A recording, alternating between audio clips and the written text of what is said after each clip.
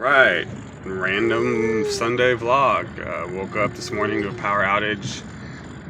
Jim drove down the road and said, yep, somebody ran into a power pole, knocked it over, it's blocking the road. Yeah, so it's about, what, noon now. I think the power went out about 5:30ish. 5:30ish. Sarah said the power went out about that time. She's up doing yoga. So yeah, it's been 7 hours or something. So out here now, they put up a new pole, running the new wire, should have power back soon. So we'll check back in with their repairs. They got us diverted over onto the Vineyard Road. You can still see where the line's actually down. They've already swapped lines, looks like. They got a new pole up. Nice. Oh, this was actually one of those really bad pig ones, so that's good. Yeah. I want that finally just took it out.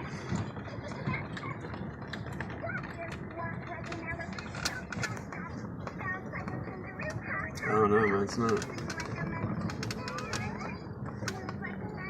I hit it pretty bad. Oh, wow. Alright, new vlog. The other GoPro 4, Session 4 died. Had the warranty on it, thankfully, so went ahead and went to Best Buy up in Salinas, got that exchanged, easy breezy, back in business with the new Session 5. Anyway, looking at the DNR, we started doing a little trickle charge on it, so got this charger, Schumacher 1 amp, specifically for motorcycles and garden equipment and such, just like this. We're gonna hot wire this lead with this quick connect to this system here,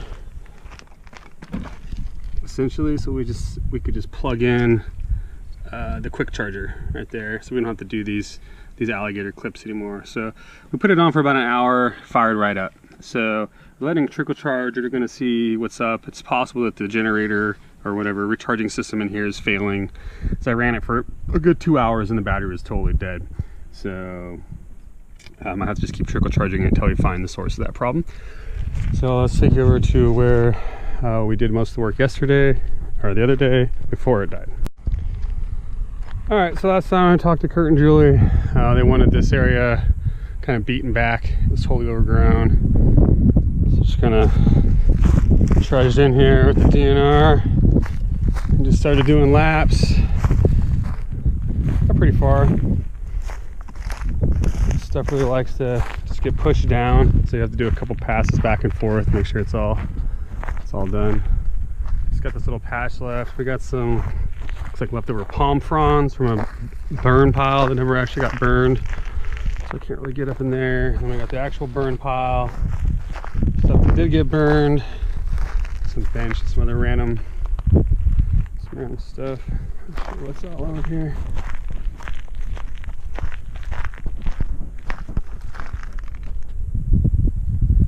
No idea what that is. Okay, so it's got a little bit more to go, another hour or two. We'll be done with the DNR in the lower here. And we're gonna take it back behind the mobile, clean up that little zone over there, and then if we got time, kind of knock this stuff down. It's not too bad, but keep it all the same height. Kind of wondering if we should keep a little border on this drop down here, just to kind of catch the dust and stuff from blowing up into the house too easily. Also along the road, how much of this salt brush to cut in. I'll have to talk to Jim about that. Maybe Julie, see where the landscape plans call for shrubs and don't. And then we had the PG&E contractors, Dave's Tree Service, Davies. They came out and checked all of our poles. We had a power outage. Someone hit a pole. That was probably on the previous vlog. So they replaced that pole, that down pole. We got power back. But I think they went ahead and checked all the other poles just to make sure they weren't going to be out here again in another week fixing another one. I actually did some drilling into the poles and various things. I don't know if they're setting bait for beetles or what they were doing actually. And yeah, they actually treated all the poles on site, so that was nice. All right.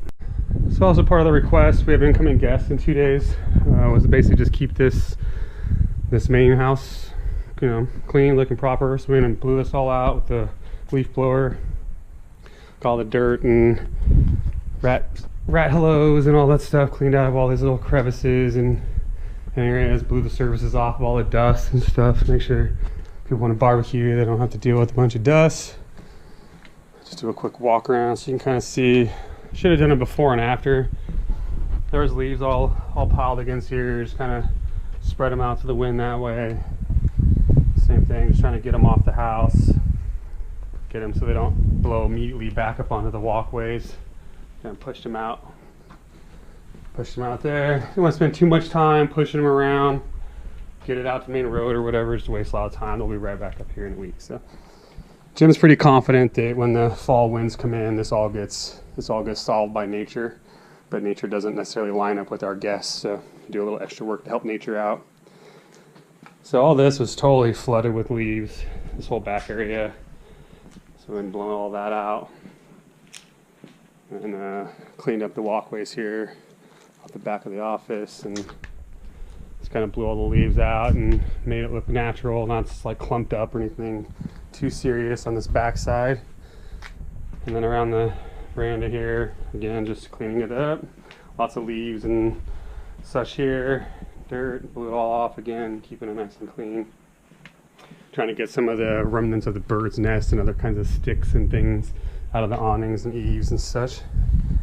Keeping the stairs free of debris, picking up any trash that might have been left over from repairs or maintenance or whatever. So yeah, so far pretty good for guests, for visiting. Everything's tip top. I'm gonna find out what's up with this box and recycle that. That's left over from their unpacking. We found some rather interesting orange thrilled feathers.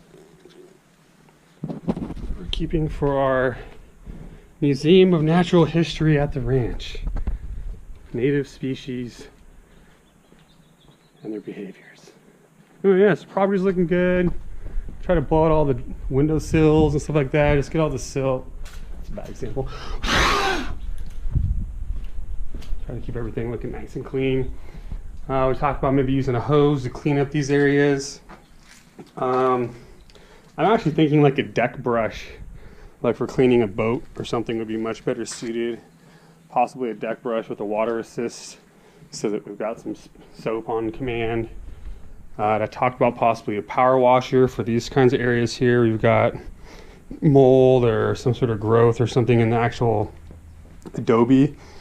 Jim said the one that he has access to is a little too powerful for the adobe finish.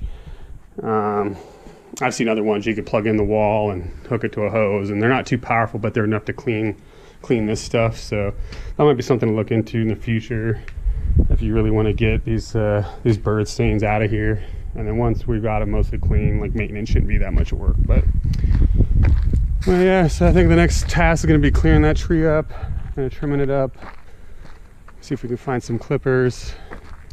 And then, like I mentioned before, that back property back there, just kind of keep cleaning all that stuff up to the fence line. And like that, well, we should be set.